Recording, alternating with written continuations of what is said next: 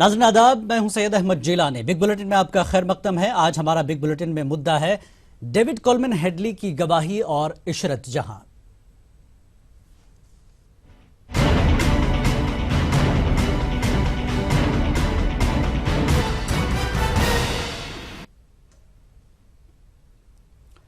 नाज़रीन, 26/11 हमले के मुजरिम डेविड कोलमैन हेडली ने गवाही देते हुए एक अहम खुलासा किया है। हेडली ने बताया कि इशरत जहां का ताल्लुक लश्कर तैयबा से था। दीगर इंकशाफात में हेडली ने कहा कि ISI लश्कर तैयबा को माली और अखलाकी मदद देती है। साल 2006 में शिकागो में हेडली की तहव्वुर राना से मुलाकात हुई थी। राना ने डेविड हेडली को तकरीबन 23 लाख रुपए दिए थे और हमले से पहले राना पाकिस्तान लौट गया था। इशरत जहां के बारे में जब बात सामने आई तो बस क्या था कि इस मामले पर सियासत तेज हो गई। सियासत तो इशरत के इनकाउंटर को लेकर भी हुई। जहां तक इशरत जहां मामले में हेडली के इंकशाफ पर सवाल भी उठ रहे हैं कि अमेरिका में बैठा मुजरिम हेडली की गवाही कितनी सही है और मुल्क की बड़ी जांच एजेंसी CBI और अदालतों में जो बातें अब तक सामने आई हैं, फिर इसका क्या। लेकिन बीजेपी खुद को शुरू से ही सही करार दे रही है और अब इशरत की हिमायत और तायीद करने वालों से मुल्क से माफी मांगने का मुतालबा कर रहे हैं। वहीं इशरत जहां के खानदान के करीबी माने जाने वाले और समाजी कारकुन रऊफ लाला ने हेडली के बयान को गलत करार दिया है, जबकि NCP MLA जितेंद्र हबार ने हेडली की गवाही पर ही सवाल खड़ा किया है। आइए आपको दिखाते हैं कि इस पूरे मुद्दे पर किसने क्या कहा। में उसको पहला सवाल पूछा गया कि are there female suicide bombers in LET, क्या LET में फीमेल सुसाइड बॉम्बर्स है? वो बोलता है मुझे पता नहीं। Can you name a suicide bomber? बोलता है मुझे पता नहीं। और फिर हमारे एजेंसीज की तरफ से 3 नाम भेजे गए, क्या इसमें से कोई है? अरे जो आदमी कह रहा है कि फीमेल बॉम्बर्स के बारे में पता नहीं, मुझे उनके नामों के बारे में पता नहीं, तो आप सजेस्टिव देके उसको बोलते, उसके मुंह से निकलवाना चाहते कि हाँ आप कहिए। और इशरत जहां के बारे में जो आम आदमी है, अमेरिका को या देश दुनिया में जो पेपर पढ़ने वाला आदमी है, 13 साल से जो केस भारत में हर कोर्ट में चालू है, उसको इशरत जहां का नाम तो मालूम ही होगा। उसमें क्या है, डेविड कोलमैन हेडली हो या कोई और गैरा गैरा नत्थु गैरा हो, उसको स्टेटमेंट दे दे और उसको मतलब जो है जिस तरह से हमारा हिंदुस्तान के मतलब कुछ पॉलिटिकल पार्टीज और कुछ मीडिया के सेक्शन ने जिस अंदाज में उसको लिया है, तो मैं नहीं समझता कि बहुत ज़्यादा हेडली का बयान जो है कोई बहुत अहमियत रखता है हमारे नज़दीक। इसलिए कि हेडली डबल एजेंट है, पूरे देश को पता है, सबको पता है कि वो डबल एजेंट है, मतलब जो है, इसलिए उसकी बातों पे विश्वास करना जो है SIT द्वारा, मजिस्ट्रेट तमाम द्वारा और देश सबसे बड़ी इन्वेस्टिगेशन एजेंसी के माध्यम से कोर्ट के सामने ये बात आ चुकी है, इस्टेब्लिश हो चुकी है कि इशरत जहां को फर्जी मुठभेड़ में मारा गया, इशरत जहां की हत्या की गई, इशरत जहां का इनकाउंटर नहीं था, इसमें तो कोई संदेह नहीं है। मैं समझता हूं कि जो लैंड ऑफ लॉ है उसको तो कम से कम हमको मानना होगा। CBI की चार्जशीट कोर्ट के अंदर मौजूद है। अगर कोर्ट को जुडिशरी पे विश्वास नहीं है और हेडली पर विश्वास है, तो मैं समझता हूं ये तो बहुत ही दुर्भाग्यपूर्ण है। देखिए, अगर हेडली या जो भी उसका नाम है उसने कोई ऐसी बात कही है अपनी गवाही में, तो उसकी जांच हो जानी चाहिए, उसकी छानबीन करनी चाहिए। पर उसका इस्तेमाल अगर इस काम के लिए किया जा रहा है कि एक फर्जी मुठभेड़ को आप सही बताना चाहते हैं, तो जो कार्रवाई CBI ने की थी कोर्ट के निर्देश के ऊपर और उसमें जिसमें चालान दायर हो चुका है, आप उसकी खिल्ली उड़ा रहे हैं। तो इसलिए ये 2 अलग बातें हैं। डेविड कोलमैन हेडली का जो बयान है, आप उसकी जांच करना चाहते हैं कि इशरत जहां लश्कर से जुड़ी थी नहीं जुड़ी थी, आप जरूर कीजिए। पर अगर आप उस बयान का राजनीतिक उपयोग करना चाह रहे हैं ये कहने के लिए कि एक फर्जी मुठभेड़ जिसको एक कोर्ट मॉनिटर्ड इन्वेस्टिगेशन में CBI ने फर्जी पाया और उसमें चालान दायर हुआ है कि वो सही था, भारत का कानून उसकी इजाजत नहीं देता। ये महत्वपूर्ण बयान है। डेविड कोलमैन हेडली या दाऊद जिलानी, जो उनका ओरिजिनल नाम है, इस बात की तरफ उन्होंने संकेत शायद 2013 में भी दिया था, लेकिन इसका प्रयोग नहीं किया गया था। अरुण जेटली जी ने भी एक पत्र लिखा था प्रधानमंत्री जी को, उस समय डॉक्टर मनमोहन सिंह जी को, इस विषय को उठाते हुए जो इशरत जहां एनकाउंटर है। इस बात को नजरअंदाज किया गया था कि LET की वेबसाइट पे उनको एक मार्टर के रूप में दिखाया गया था। सबसे गंभीर प्रश्न आज उठता है कि आतंकवाद की लड़ाई में आतंकवादियों के विषय पर क्या उन्हें किसी और नजरिए से देखना चाहिए? क्या राजनीतिक कारणों से या अन्य कारणों से इस सत्य को सत्य के रूप में नहीं देखना चाहिए? उस समय ऐसा लग रहा था कि पूरा मौजूदा जो सिस्टम था वो एक व्यक्ति नरेंद्र मोदी जी हो या अमित शाह जी हो, उनको किसी तरह इसमें जोड़ने का एक प्रयास करें। अब जब डेविड कोलमैन हेडली का बयान रिपीट कर रहा है उस बात को, तो इस पे ये गंभीर सवाल है, इनके जवाब कहीं ना कहीं उठने पड़ेंगे और जवाब मिलने पड़ेंगे कि आतंकवाद की लड़ाई को ऐसे कैसे लड़ा जा सकता है जब इसका एक राजनीतिकरण करने का प्रयास होगा। ये बात तो ठीक है कि ये जो हेडली ने जो काम किया है इसके साथ बहुत और भी साथ थे, और ये अभी हमें डिटेल में पता चल रहा है कि तहूर राणा उसको आईएसआई की तरफ से पैसे वगैरह सब और कुछ मदद के सहायता कर रहा था। तो ये दोनों के बीच में जो कार्रवाई था, तहूर राणा पाकिस्तान के आईएसआई के नीचे काम कर रहा था, पैसा भी वहीं से आता था, तो ये पक्का साबित हो जाता है कि दोनों एक साथ ही मिलके काम कर रहा था। और साबिक डीआईजी डीजी बंजारा का क्या कहना है हेडली के इस बयान को लेकर, आइए देखते हैं। डेविड हेडली ने जो भी कुछ कोर्ट के अंदर बताया, तो ऐसे देखा जाए तो ये कोई नई बात बताई नहीं गई है। 2004 में जब ये एनकाउंटर हुआ गुजरात पुलिस के द्वारा, उस वक्त गुजरात पुलिस ने जो भी कुछ कहा था और उसके बाद आज तक जो भी गुजरात पुलिस का स्टैंड है वो ही बात डेविड हेडली ने बताई है। तो ऐसे देखा जाए तो ये कोई नई बात नहीं है, लेकिन फिर भी डेविड हेडली ने जो भी कुछ बताया है उसका इंपॉर्टेंस है। और भाई इस पूरे मुद्दे पर बात करने के लिए हमारे साथ कुछ खास मेहमान जुड़ चुके हैं। दिल्ली से शहजाद पूनावाला कांग्रेस लीडर हैं और वकील भी हैं, और साथ ही मुंबई से राहुल तिवारी तर्जुमान बीजेपी हमारे साथ जुड़ चुके हैं, और हैदराबाद से नामुर रहमान गुयूर साहब जर्नलिस्ट हैं, सीनियर जर्नलिस्ट। तीनों मेहमानों का खैर मकदम है। पहले बात करना चाहेंगे राहुल तिवारी जी। बीजेपी अपनी पीठ थपथपा रही है और मुल्क से माफी मांगने की बात कर रही है। किससे माफी मांगना, किसको माफी मांगने की बात कर रहे हैं, और जो सवाल खड़े हो रहे हैं डेविड हेडली को लेकर, क्या कहेंगे आप? देखिए, आज का दिन बड़ा ही महत्वपूर्ण है। बरसों तक आतंकवाद पे राजनीति करने वाले आज पर्दाफाश हुए हैं, बेनकाब हुए हैं। भारतीय जनता पार्टी ने कभी आतंकवाद को समुदाय या रंग से नहीं जोड़ा है। इसको रंग से जोड़ने वाले आज माफी मांगना चाहिए देश से, और इतने साल, करीब 15 साल तक इस पर गलत तरह से राजनीति करने वालों को माफी मांगना चाहिए। जी ठीक है। शहजाद पूनावाला, इस पूरे वाकये को आप सुबह से देख रहे हैं, आपने सुना भी है, और ये केस बहुत पुराना है, लेकिन डेविड हेडली का जो बयान है और एक तरफ सीबीआई और अदालतें हमारे सामने हैं, क्या कहेंगे आप? जिलानी साहब, पहले तो हमें दो मुद्दों को कंफ्यूज नहीं करना है। इशरत जहां के तथाकथित एलईटी लिंक्स सवाल नहीं है। सवाल है कि क्या उसको फर्जी एनकाउंटर में मारा था। जैसे आपने कहा, सुप्रीम कोर्ट 2010 में 2 जज की बेंच थी। गुजरात हाई कोर्ट द्वारा बनाई गई एसआईटी करनेल सिंह की और जस्टिस तमांग की रिपोर्ट, चारों ने कहा कि ये एक फर्जी एनकाउंटर था। तो वो मैटर तो आज भी जायज़ है और आज भी जिंदा है कि उसको गलत तरीके से मारा था। चाहे आतंकवादी हो, गुनहगार हो या बेगुनाह हो, किसी को भी फर्जी एनकाउंटर से मारने का लाइसेंस किसी के पास नहीं है, पहली बात। दूसरी बात, जहां तक इशरत जहां का एलईटी से संबंध है, तो मुझे अफसोस है कि आज बीजेपी एक आतंकवादी के बयानों को इतना तवज्जो दे रही है, पर 2010 में सुप्रीम कोर्ट ने 2 जज की बेंच में यह कहा, गुजरात गवर्नमेंट की दलीलों को खारिज करते हुए, कि इशरत जहां का फर्जी एनकाउंटर हुआ और वो एलईटी से उसके कोई संबंध नहीं थे। देश की सुप्रीम कोर्ट को तो वो तवज्जो नहीं दे रही। क्या देश की सुप्रीम कोर्ट भी जो है देशद्रोही है? क्या देश जो करनेल सिंह कौन है, जिनको मोदी जी ने हाल ही में ईडी का अफसर बनाया है, उनके जाने माने अच्छे उनके अफसर है, उन्होंने एसआईटी बना के कहा कि इशरत जहां के लिंक्स नहीं थे।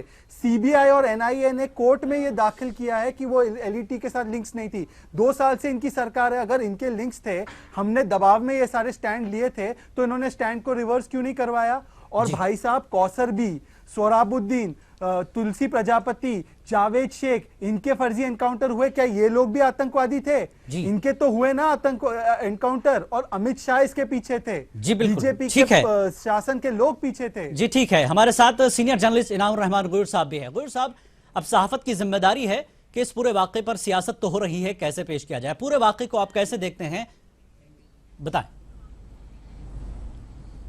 जी, मैं सहाफत की जिम्मेदारी के तौर पर ही सबसे पहले तो ये सवाल करना चाहूंगा मुताल्लिका लोगों से, बिलखुसूस पद्मश्री उज्जवल निकम साहब से, जो शायद बहुत जल्द पद्म भूषण भी हो जाएं अपनी कारकर्दगी की वजह से, बड़ी मुस्तैदी से काम कर रहे हैं। वो गवाहों से उनको ऑप्शंस देते हैं 1 2 3 के जो है वो पिक करें कि कौन जो है ये नाम का आदमी जो है वो हो सकता था, आतंकवादी हो सकता था। लेकिन उस जिम्मेदारी को निभाते हुए मैं मीडिया से भी ये पूछना चाहता हूं कि अगर डेविड कोल्डमैन हेडले, जिसको सारे ही लोग अब तो जो है हमारे पार्थसारथी साहब भी, हमारे डिलंकली साहब भी, ये सारे लोग जो इसको बार बार दाऊद जिलानी कहना चाह रहे हैं, जिस तरह ठीक एक जमाना पहले हमारे मोदी साहब जो है जेम्स मिशेल लिंगडो कहकर एक आदमी की जात को, एक आदमी के मजहब को नुमाया किया करते थे, आज वैसा ही तरीका डेविड कोल्डमैन के ताल्लुक से किया जा रहा है। और एक ऐसा आदमी जो कि डबल एजेंट रहा, जो अमेरिका की ईमा पर काम करते रहा,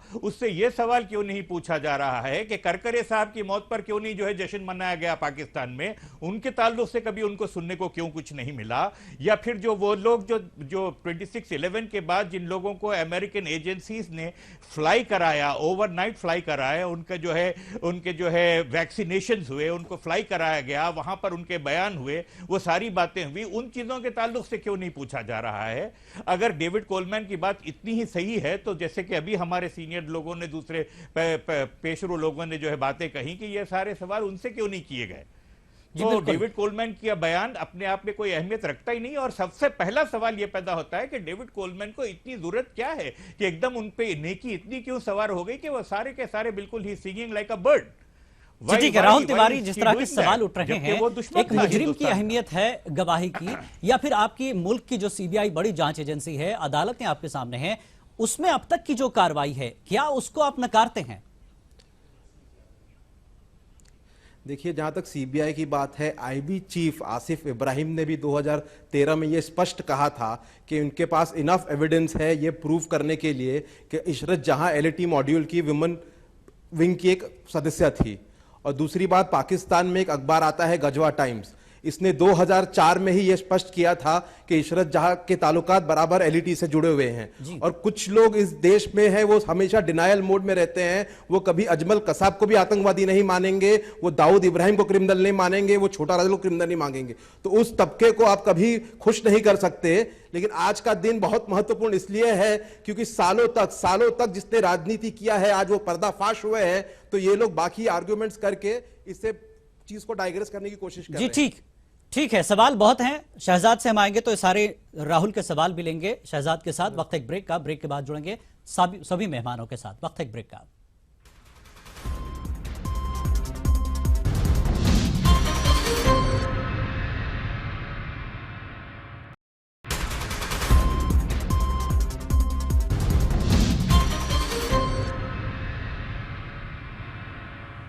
दोबारा आपका खैर मकदम है। बिग बुलेटिन में हम बात कर रहे हैं हेडली की गवाही और इशरत जहां। जी, हमारे साथ तीनों मेहमान हैं, शहजाद पूनावाला, राहुल तिवारी और सीनियर जर्नलिस्ट इनामुर रहमान।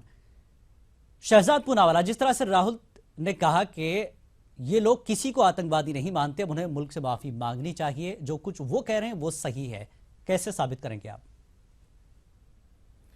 मेरे भाई, इनकी सरकार आते 2 साल हो गए। सीबीआई, एनआईए दोनों ही इनकी सरकार को रिपोर्ट करती है। सीबीआई की चार्जशीट आज भी कोर्ट में कायम है, जिसमें उन्होंने इशरत जहां के मामले में 20 अफसरों को गिरफ्तार किया है और उसमें लिखा है कि वो एलईटी की ऑपरेटिव नहीं है। एनआईए का बयान गुजरात हाईकोर्ट को अब भी कायम है। इनको इतनी जानकारी थी, गजवा टाइम्स ये रोज सुबह उठ के पढ़ते हैं वहां का, तो इन्होंने क्यों नहीं जाके स्टैंड चेंज करवाया? और एसआईटी के चीफ करनेल सिंह को ईडी का मुखिया इन्होंने बनाया। उन्होंने एसआईटी की रिपोर्ट दी गुजरात हाईकोर्ट में कि भाई साहब इनका तो है फर्जी एनकाउंटर हुआ है। और मैं आपसे एक और फिर से पूछ रहा हूं कि मान लो 1 मिनट के लिए इसके लिंक निकले भी लश्कर ए तैयबा के साथ, क्या आपको हक है किसी को भी फर्जी एनकाउंटर में मारने का? क्या किसने ये लाइसेंस दिया है आपको? और कौसर भी कौन थी? क्या वो आतंकवादी थी? क्या सोहराबुद्दीन आतंकवादी थे? क्या?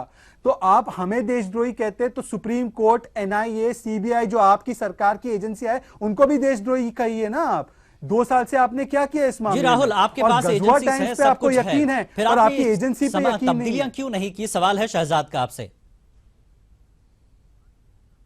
जहां तक ये एजेंसीज की बात करते हैं, आईबी के जो अपॉइंटेड थे आसिफ इब्राहिम, वो कांग्रेस गवर्नमेंट के अपॉइंटेड थे, उनको बीजेपी ने अपॉइंट नहीं किया। उन्होंने साफ और स्पष्ट ये कहा था कि बहुत ज्यादा एविडेंस है इशरत के खिलाफ और वो एलईडी से जुड़ी हुई हैं। उसके बावजूद सीबीआई ने चार्जशीट फाइल की ना साहब, उसके बावजूद की ना सीबीआई ने फाइल, सीबीआई के चार्जशीट क्योंकि वो आईबी और सीबीआई के बीच में जंग छिड़ चुकी थी। ये कहा नहीं है, सीबीआई और चार्जशीट में ये कहा नहीं है कि इशरत जहां एलईडी ऑपरेटिव नहीं है। सीबीआई का चार्जशीट मेरे सामने, उसमें भाई साहब, कहीं आप ये पढ़ नहीं के लिखा आए है हो कि मामले सीबीआई को? ने उनको क्लीन चिट नहीं दिया है, उनको क्लीन चिट नहीं दिया है कि अप्रैल एलईडी ऑपरेटिव नहीं 2010 है। का सुप्रीम कोर्ट का जजमेंट पढ़ लीजिए। निज्जर और रेड्डी साहब की बेंच ने सुप्रीम कोर्ट गुजरात का हाई कोर्ट जजमेंट की जो मैंने दलीलें पढ़ा थी यही है। थी। एलईडी मुझे के आपसे है, ज्ञान की गजवा आवश्यकता टाइम्स नहीं है। फलाना है, ढिमकाना है, सीबीआई के उन सबको पूरे खारिज किया है। चार्जशीट, आप सुप्रीम कोर्ट के सीबीआई 2010 के चार्जशीट में फैसले को कहीं पढ़ ये नहीं लीजिए। कहा गया है कि इशरत जहां एलईडी की एनआईए टेररिस्ट का नहीं पत्र है। है मई 2011 का, मैं आपको पढ़ के और जहां सुनाता तक हूं। ये NIA का पत्र है, मैं एनकाउंटर की आपको बात पढ़ के करते सुनाता हैं, हूं। जहां तक ये एनकाउंटर की मैं पढ़ बात के करते सुनाता हूं। हैं, सिर्फ एक ही एनकाउंटर में इनकी रुचि क्यों नहीं है?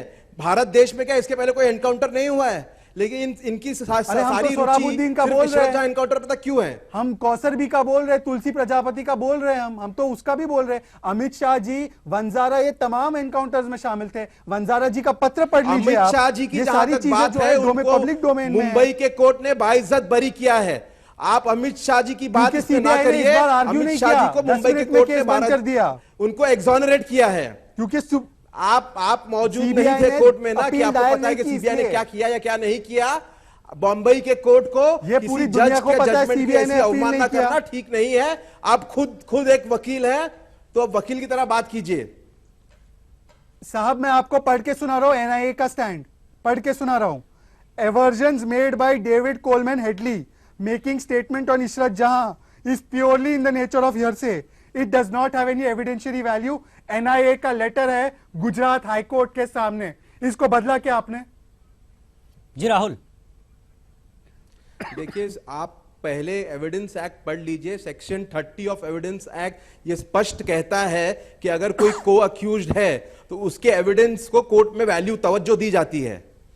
आप टोटली Without corroboration। हेडली के बयान को टोटली डिनाई नहीं बिना कर सकते उसके- हैं। हेडली ने 2008 अरे के कल कोलमैन हेडली मुंबई बोलेगा अटैक में मोदी उनकी जी ने निर्णायक गुजरात के भूमिका दंगे करा, थी। आप मान लोगे? उसके पहले भाई देखिए, साहब आप जो अनाड़ियों की डिबेट तरह है, बात उस ना पे रहिए। करें। आप बिना करॉबरेशन के अक्यूज के स्टेटमेंट को कोई तवज्जो नहीं है, पहली बात। दूसरी बात, आज जो निकम साहब ने कोर्ट में बिना किया है, corroboration- केबीसी खेल रहे थे, वो ऑप्शन दे रहे थे, इस तरीके बिना की कर- दलीलें नहीं होती। ये लीडिंग क्वेश्चन है। corroboration इंडियन कब होगा? एविडेंस एक्ट में लीडिंग corroboration क्वेश्चन नहीं कब कर होगा? सकते। कांग्रेस और की here से सरकार ने evidence क्या की थोड़ा कोई भी तवज्जो प्रयत्न नहीं किया है। था? आप डेविड section हेडली को 60 पढ़िए। डेविड हेडली को मुंबई लाने के लिए कांग्रेस सरकार ने कुछ भी प्रयत्न किया है? जो भी आज वो हो रहा है, वो अजीत डोवल जी के प्रयत्न की वजह से हो रहा है। जी ठीक नहीं, है। नहीं, आपने तो डेविड हेडली को भारत का बेटा घोषित कर दिया है, वो जो बोलेगा सत्य है। जी ठीक है राहुल, एक चीज है यहाँ पर डेविड हेडली की देखिए, इस बयान को लेकर हमने सियासत डेविड तो हो हेडली को रही कुछ है। डेविड हेडली के बयान को लेकर सियासत तो हो रही है, लेकिन सीबीआई और जांच एजेंसियों की अब तक की जो कार्रवाई है उसका बीजेपी सरकार क्या करेगी? देखिए, भारतीय जनता पार्टी की स्पष्ट भूमिका है कि जो भी हम विच हंट नहीं करते। अगर आज हमारी सरकार आने के बाद हम सीबीआई या कोई भी गवर्नमेंट एजेंसी का दुरुपयोग नहीं करने वाले हैं, वो अपना काम करते हैं, उसमें भारतीय जनता पार्टी का इंटरफेरेंस नहीं होता है। जी गयूर साहब, आपने दोनों मेहमानों को सुना, जिस तरह की दलीलें चल रही है। इस वक्त सियासत तो दोनों तरफ से चल रही है, लेकिन अब इशरत जहां इस दुनिया में नहीं है, वो अपने आप को बेकसूर साबित भी नहीं कर सकती। लेकिन मां का जिस तरह से बयान आया है कि किसी को बचाने की कोशिश की जा रही है, इस बयान से कितना इत्तेफाक करेंगे आप? नहीं, पूनावाला साहब की तरफ से कोई सियासत नहीं चल रही है। वो अगर कांग्रेस में नहीं होते तो भी वही बातें बोल सकते थे, इसके अलावा कुछ और कह नहीं सकते। लेकिन जहां तक तिवारी साहब की बात है, मुझे हंसी आ रही है उनकी बातों को सुनकर, बड़ी अजीब अजीब बातें कर रहे हैं वो। लेकिन यहां सवाल यह पैदा होता है कि अगर एनकाउंटर हुआ था, टेररिस्ट होने की वजह से एनकाउंटर हुआ था, तो उस जमाने के उसके बाद में जो श्री कुमार साहब जो वहां की डीजी बने, जैसे कि उन्होंने कहा कि भाई एनकाउंटर में क्या सबको मार देना ही जरूरी था? आपके लिए अगर मालूम था कि एलईटी के लोग हैं तो आपके लिए तो और जरूरी था कि आप उस मॉड्यूल को ब्रेक करने के लिए उनको जिंदा पकड़ते या किसी एक आध को जिंदा रखते, किसी तरह से जो है मालूम होता कि आपने कुछ किया है। आपने तो सीधे सीधे उनको जहन्नुम रसीद ही कर दिया। और अब फिर कह रहे हैं 10 साल के बाद एक दोगले किस्म के आदमी की बातों के ऊपर आकर अगर ये कह रहे हैं तो आप मांग कीजिए उसके एक्स्ट्राडाइशन की। आप जब जो है बेशक आपको हक है, आप लखवी की भी एक्स्ट्राडाइशन की बात कीजिए, आप जो है और दूसरे लोगों की बात कीजिए, साथ ही साथ कोलमैन हेडले की भी बात कीजिए। मगर सवाल ये हमेशा यही रहेगा कि कोलमैन हेडले जो इंडिया का दुश्मन है वो इस कदर क्यों कोरबोरेटिव एविडेंस देने के लिए जो है राजी हो गया है? तो there is definitely something fishy और कुछ चीजों को छुपाने की कोशिश की जा रही है। और दूसरे अहम नुक्ते जो हैं जैसे कि 26/11 से रिलेटेड करकरे साहब वगैरह की मौत, उसके ऊपर क्यों कुछ काम नहीं हो रहा है? जी राहुल, क्या कहेंगे आप? ये देखिए, जहाँ तक हेडली जी का बयान है, अभी वो प्रोसीजर पूरा चल रहा है, उसको वो खत्म होने के बाद राहुल हेडली जी, हेडली मुजरिम है। हेडली डेविड कोलमैन हेडली की जो बयान मुंबई कोर्ट में जारी है, वो खत्म होने के बाद जो भी कार्रवाई होनी होगी वो सरकार बराबर लेने वाली है जी। उसकी चिंता बाकी लोग ना करें। नहीं, चिंता तो होगी। चिंता इसलिए होगी कि देश की सलामती सबके लिए अहम है। मुजरिम है तो वो मुजरिम है, उसको सजा होनी चाहिए। लेकिन इतने पुराने वक्त के बाद देश की सलामती सबके लिए जरूरी है। और अगर कोई आतंकवादी है तो उसको शहीद का दर्जा देने वाले भी लोग हैं देश में। गलत है, वो भी गलत है। जैसे आप गोडसे के साथ करते हो, करते हो, आप उनका मंदिर बना के उनकी पूजा करते हो। इशरत के साथ 12 साल पहले फर्जी एनकाउंटर हुआ और आज उसकी आबरू और इंसाफ के साथ आप फर्जी एनकाउंटर कर रहे हो। आप गोडसे की पूजा करते हो और दूसरों को नसीहत देते हो। आप एक पन्ना नहीं ला सकते कि वो भारतीय जनता पार्टी ने ये बातें मत करिए। कभी गोडसे की पूजा नहीं की। बेबुनियाद बातें मत कीजिए। अगर आप कोई डिबेट पे आए हैं तो जरा डिकोरम मेंटेन करके बात कीजिए। नहीं, कोई डेविड कोलमैन हेडली को जी नहीं बोलते हैं, लेकिन अगर आप डिबेट पे आ रहे हो तो डिकोरम मेंटेन कीजिए। आप माफी मांगे पहले।